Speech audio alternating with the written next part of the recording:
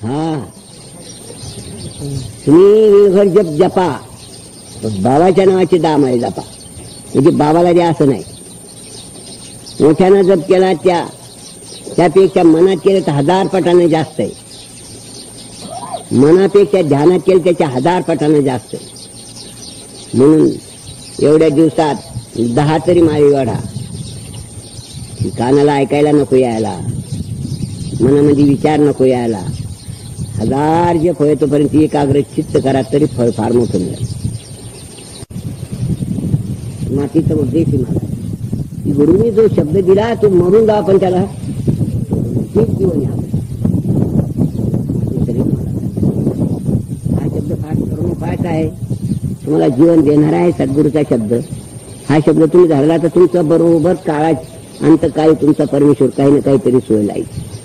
मी अंतकाळी करता हे तुमच्यापाशी टाकलं आहे, त्याला वळण लावा.